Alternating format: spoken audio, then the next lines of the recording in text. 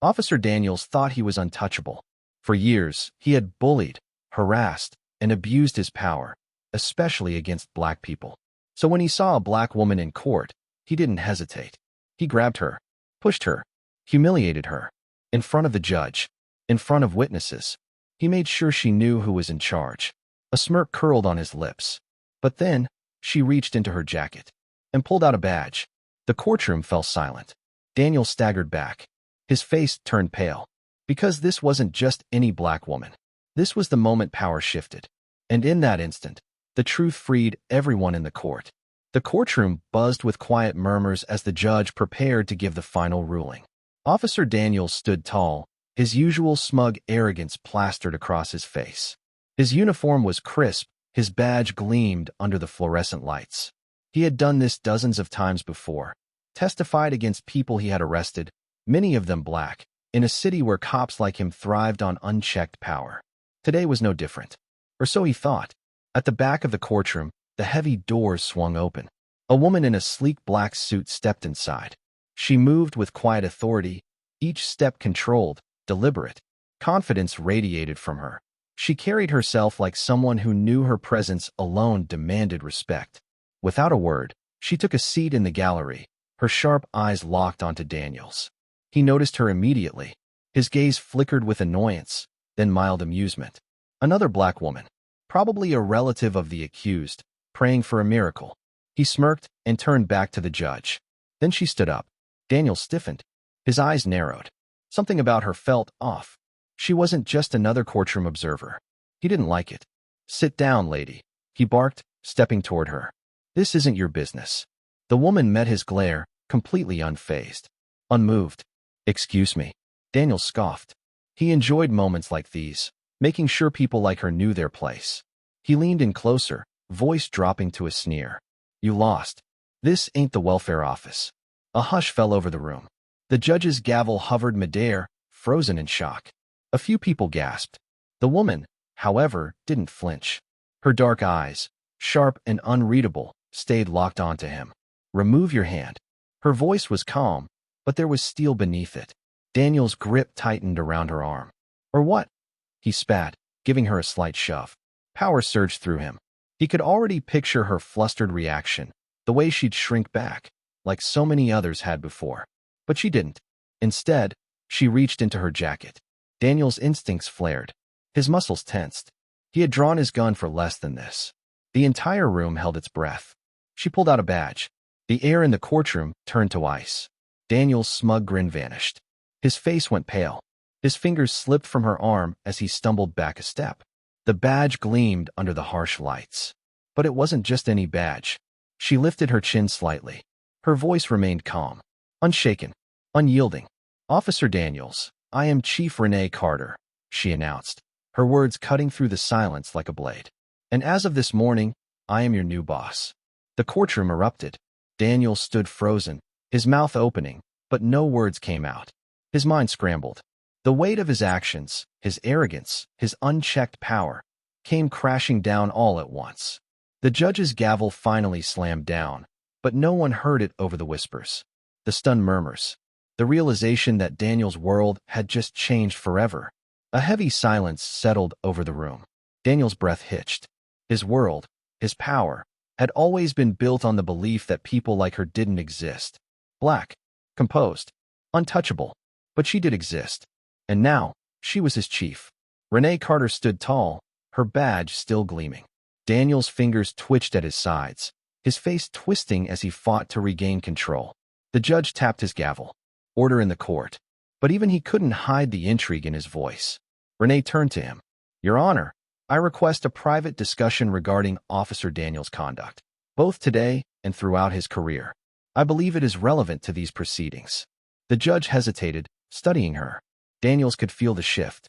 The power he had wielded for so long was slipping through his fingers. "Very well, Chief Carter," the judge finally said. "We'll recess for 15 minutes. Daniels exhaled sharply. The judge actually listened to her. As people began filing out of the courtroom, Renee turned back, locking eyes with him. Her gaze didn't waver. For the first time in his career, Daniels felt small. Renee Carter hadn't always worn a badge. Born and raised in the same city that had failed so many, she had seen firsthand how the system worked against people who looked like her. Her father, a local pastor, had always preached about justice. But he also knew one painful truth. Justice was rare for Black families. In their neighborhood, Renee had learned early how the world worked. At 16, she watched her older brother get pulled over for matching a description. She had stood frozen, clutching their mother's hand, as officers dragged him from his car, slammed him against the hood, and threw him in cuffs. He hadn't done anything wrong, but that hadn't mattered. That night changed everything. She knew then, the only way to fight a corrupt system was to get inside it. Despite every obstacle, racism in the academy, white officers doubting her authority, superiors questioning her decisions, she had climbed the ranks. And now, she was here. The first Black female police chief in the city's history. Her first order of business? Cleaning out the rot. Back in the empty courtroom, Daniels paced the aisle. His pulse pounded. He needed to fix this. He had connections, people who had protected him for years, people who owed him. Grabbing his phone, he quickly dialed. "Yeah, it's me," he whispered when the line picked up. "We have a problem." In a private chamber, Renee stood before the judge and the defense attorney. "Your Honor," she said, placing a thick folder on the table. "Before we continue Jamal's case, I want you to see something." The judge flipped it open. Inside were records, complaints, lawsuits, excessive force reports, all tied to one name, Officer Daniels. The judge's face darkened. "Why haven't I seen this before?" Renee's voice was calm. "Because Daniels was protected. But not anymore." A knock at the door. An officer stepped in, looking uneasy. "Chief Carter, you might want to see this." Renee followed him into the hallway. Outside the courthouse, reporters had already gathered. Cameras flashed. And at the center of it all, Daniels. Flanked by a lawyer and a few high-ranking officers, he was speaking into a microphone. "This is a political hit job," he declared, his voice steady. "I have done nothing wrong. I am being targeted because I uphold the law." Renee clenched her jaw. He was going to fight this. But that was fine, because she was ready. Standing at the courthouse entrance, she watched the media circus unfold. Daniels was already spinning his narrative, playing the victim, painting himself as a dedicated cop under attack. "This is what happens when you do your job," Daniels said, shaking his head. "I've spent years protecting this city, putting criminals behind bars. And now, because of political games, my career is being destroyed." Renee's fists clenched. She had seen it before. How men like him twisted reality. How they turned themselves into martyrs. But this time, she wouldn't let the truth be buried. Back inside the courthouse, Renee's phone vibrated. A message from Internal Affairs. "Be careful. Daniels still has people protecting him." She sighed. She already knew this wouldn't be an easy fight. The judge called the session back into order. His gaze flicked between Daniels and Renee. "Chief Carter, I've reviewed the documents you provided," he said slowly. "These are serious allegations." Daniels leaned back in his chair, arms crossed, confidence returning. "Allegations, Your Honor," he said smoothly. "Nothing proven. And let's be honest, the chief here seems to have a personal vendetta against me." Renee stepped forward. "It's not personal, Officer Daniels. It's justice." She turned to the judge. "Your Honor, I request that all of Officer Daniels' excessive force cases be reopened, starting with the case of Jamal Brown." A murmur spread through the courtroom. Daniels' jaw tightened. The judge nodded. "I will take that into consideration. But I must warn you, Chief Carter, reopening these cases will be an uphill battle." Renee's expression remained firm. "I understand, Your Honor, but it's a battle worth fighting." Daniels stormed out of the courthouse. His hands were clenched into fists. He could feel it, his power slipping away, and he would not let that happen. Grabbing his phone, he snarled into the receiver. "Find me something on her." A pause. "Anything. I don't care if you have to dig up her kindergarten report card." The voice on the other end hesitated. "Daniels, you don't get it. This isn't just some political stunt. Carter's got evidence. Real evidence." Daniels sneered. "Then we make sure no one sees it." That night, a masked figure broke into the police department's evidence room. Files were pulled. Computers wiped. By morning, the case against Daniels was thinner. When Renee arrived at the station, her office was ransacked. Papers scattered. A warning message on her desk. "Back off." She picked up the paper, reading it slowly. Then, she smiled. Daniels had just made a fatal mistake. Turning to her assistant, she said, "Get me a warrant. I know exactly where to look." The morning air was thick with tension as Renee stood outside the courthouse, fingers wrapped around a fresh warrant.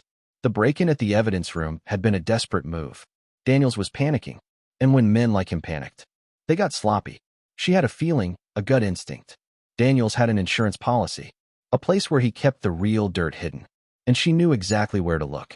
Renee and her team arrived at Daniels' off-duty storage unit, an unassuming metal door in a rundown facility on the outskirts of town. Armed with the warrant, she watched as officers cut the lock. The door creaked open. Inside, boxes of files, old case documents, and something worse, a stack of old VHS tapes and USB drives, each labeled with a name. All victims of Officer Daniels. Renee's breath caught in her throat as she picked up a USB drive labeled Marcus Avery, 2012. Her fingers tightened around it. Marcus Avery, a name she knew. A black teenager killed during a routine stop. Daniels had claimed Marcus reached for a weapon. No body cam footage had ever surfaced. The case was buried, deemed justified. But now, the missing footage was right here. Her hands shook as she plugged the drive into her laptop. Her team huddled around her. The screen flickered to life. Daniels' body cam footage from that night. The truth was worse than she imagined. On screen, Daniels casually dropped a gun next to Marcus' lifeless body. His voice was calm, practiced. Suspect reached for a weapon. Shots fired. No hesitation. No remorse. Just another cover-up. The room went silent. A young officer swallowed hard. Jesus Christ. Renee's jaw tightened. She had known Daniels was corrupt. But this was murder. And now, she had the proof to bring him down. Daniels sat alone in a dimly lit bar, swirling whiskey in his glass. His phone buzzed. He answered. "Talk." A voice on the other end. "We have a problem." Daniels stiffened. "What do you mean?" "They found the tapes. They found everything." The glass slipped from his fingers, shattering against the floor. No, that's impossible." His mind raced. How could this be happening? His world, the world where he was untouchable, was crumbling. That evening, Renee stood on the steps of the precinct, holding up the USB drive. "In my hands," she announced, "is undeniable proof that Officer Daniels has falsified reports, planted evidence, and covered up crimes, including the murder of Marcus Avery." Gasps rippled through the crowd. Reporters scrambled forward, shoving microphones closer. Daniels, watching from a distance, felt his stomach drop. She wasn't stopping. For the first time in his career, he had no way out. The press conference was everywhere. Every news channel, every headline, every social media platform flooded with the same shocking revelation. Officer Daniels exposed. Secret footage reveals murder cover-up. Renee stood firm, her voice steady. This is not just about one bad cop. This is about a system that allowed him to operate without consequence for years. That ends now. Daniels sat frozen in his car, parked in an empty lot on the outskirts of town. His phone wouldn't stop buzzing. Messages from fellow officers. His superiors. The union. Some told him to lay low. Others? They were cutting ties. He clenched his jaw, gripping the steering wheel until his knuckles turned white. They were abandoning him. The same system that had protected him for so long was turning its back. Then, the final blow. His lawyer called. Daniels answered immediately. "Tell me you have good news." A long pause. The lawyer's voice was hesitant. "The department is moving to suspend you indefinitely, without pay." Daniels' stomach twisted. "They can't do that." The lawyer exhaled. "They have the Marcus Avery video, Daniels. It's indisputable." Daniels slammed his fist against the dashboard. "No, this isn't happening." He needed a way out. Fast. Daniels stormed into the police union office. His last stronghold. The men inside, the same ones who once laughed at his racist jokes, who covered for him, shifted uncomfortably. He slammed his fists onto the table. "You can't just throw me to the wolves," he spat. "I did what I had to do. The streets are safer because of me." Silence. One officer cleared his throat. "Daniels, you need to get out in front of this. Deny it. Say the footage was edited." Daniels cut him off. "Are you serious? Do you really think that's going to work?" He let out a bitter laugh. "Carter has the public eating out of her damn hands. If we don't shut this down now, we're all next." Another officer shook his head. "No, you're next. We're not risking our careers for you." Daniel's blood ran cold. They were done protecting him. For the first time in his life, he felt what it was like to be powerless. That night, Renee issued an official warrant for Daniel's arrest. Officers arrived at his house, banging on the door. But Daniels? He was already gone. The manhunt began. The city was on high alert. Breaking news reports flashed across screens. Fugitive cop on the run after murder cover-up exposed. Helicopters hovered above as officers combed the streets. Every highway checkpoint, every airport, every bus station. Daniels had nowhere to go. But Renee knew him. She knew exactly where he'd run. Daniel's world had collapsed in a matter of hours. The system he had trusted, the one that had shielded him, protected him, had discarded him. His powerful friends wouldn't even return his calls. His hands trembled on the stolen car's steering wheel, sweat rolling down his face.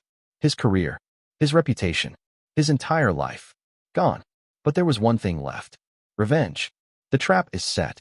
Renee stood outside an abandoned warehouse near the docks, the cold wind biting at her skin. She had anticipated this moment. Daniels was too arrogant to run forever. He wouldn't go out quietly. Her phone rang. She answered. Daniels. His voice rasped through the speaker. I know you're looking for me, Carter. But you don't know how this ends. Renee didn't blink. I do, actually. It ends with you in cuffs. A cruel chuckle. You think you've won? You think bringing me down changes anything? The system made me. And when I'm gone, someone just like me will take my place. Her jaw tightened. No, Daniels. The system let you exist. But change starts today. A rustling sound. Then, the line went dead. Renee exhaled slowly. He was close. Inside the warehouse, Daniels crouched behind a stack of crates, his stolen service weapon clutched in his hands. Footsteps. He tensed. Renee had come alone. Good. She stepped into the dimly lit space, her silhouette sharp, unwavering. Daniels. It's over. His voice was low, shaking with rage. You ruined my life. Renee shook her head. No. You did that. A tense silence. Then, Daniels lunged from the shadows, gun raised. Bang. A single gunshot echoed through the warehouse. Daniel staggered back. His gun clattered to the floor. A red stain spread across his shoulder. His breathing turned ragged as he collapsed against a crate. Renee's gun remained steady. I told you it was over. Police sirens wailed outside. Officers flooded in, surrounding Daniels as he slumped to his knees. For the first time, he had no power, no control. An officer read him his rights, the same words Daniels had coldly recited to countless innocent men before. As they dragged him away, Daniels lifted his head, locked eyes with Renee. Pure hatred. But beneath it, fear. Renee stood firm. This was for every victim Daniels thought would never get justice. Daniels sat in a cold interrogation room, his once pristine uniform replaced with an orange jumpsuit. His hands, now cuffed, twitched against the metal table. He had spent his entire career terrorizing others in rooms just like this. Now, he was the one waiting. The door creaked open. Chief Renee Carter stepped inside. She placed a file on the table, pulled up a chair. She didn't gloat. She didn't need to. Daniels scoffed, forcing a smirk. Enjoying your little victory? Renee remained silent. She flipped open the file. Pages of complaints, testimonies, names of victims whose voices had been ignored for years. You're facing multiple charges, she said, flipping a page. Evidence tampering, obstruction of justice, and most importantly, the murder of Marcus Avery. Daniel's jaw clenched. Renee continued. The DA is offering a deal. Plead guilty. Give up the names of your enablers, the ones who covered for you, and you might avoid life in prison. Daniels let out a bitter laugh. You really think I'd sell out my own? Renee leaned in, voice dropping just slightly. Your own abandoned you the second you became a liability. Daniel's smirk faltered. She was right. The union, his fellow officers, his connections, they had all turned their backs on him. For the first time, he was alone. Weeks later, the courtroom was packed. News cameras lined the back. Citizens and activists filled the seats. And in the center of it all, Daniels, standing trial for his crimes. The prosecution laid out the case with brutal efficiency.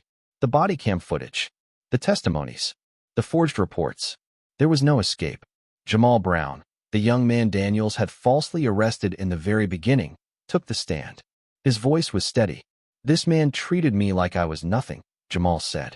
But today, I'm here to make sure no one else suffers like I did. Renee watched from the front row, her hands clasped. This was justice, not revenge. Justice. When the guilty verdict was read, a wave of emotion rippled through the room. Daniels had finally fallen. Daniels was sentenced to 25 years. Without parole, his fall sparked a wave of reform. Other officers resigned. Investigations into corruption intensified. And for the first time in years, people believed in change. Renee stood outside the courthouse, breathing in the crisp air. Reporters shouted questions, but she ignored them. Instead, she turned to Jamal. He stood beside his mother, eyes bright. You did good today, she said. Jamal nodded. So did you. She smiled. This was just the beginning. The sun hung low in the sky as Renee stepped away from the courthouse. The weight of the trial finally lifting. The fight had been long. The scars, deep. But today, justice had prevailed. Daniels was gone. Not just from the force, but from the system that had shielded him for years. No more cover-ups. No more lies. Reporters swarmed. Microphones shoved in her direction. Chief Carter, how does it feel to bring down Officer Daniels? Renee paused. She could have said it felt good. She could have called it a victory. Instead, she looked straight into the camera. This was never about bringing down one man. Her voice was firm. It was about holding a system accountable. A system that let him exist. The cameras flashed. The world listened. She turned, walking down the courthouse steps. Past the people who had fought alongside her. Past Jamal and his family. Past the young black kids who now saw a new future. One where justice wasn't just a promise, but a reality. Her phone buzzed. A message from an unknown number. One down. Many more to go. Renee exhaled. The fight wasn't over. But change had begun. And this was just the first domino to fall. If this story moved you, don't just scroll away. Let's talk about it. Drop a comment below. What would you have done in Renee's shoes? Do you think one person can truly change a corrupt system? Your voice matters. And if you want more stories that expose truth, injustice, and the fight for real change, hit that subscribe button. Like this video if you believe in justice. Share it so more people see the truth. And remember, change starts with awareness. It starts with conversations like this. So, are you ready to be part of the change? Hit subscribe, because this story, it's only the beginning.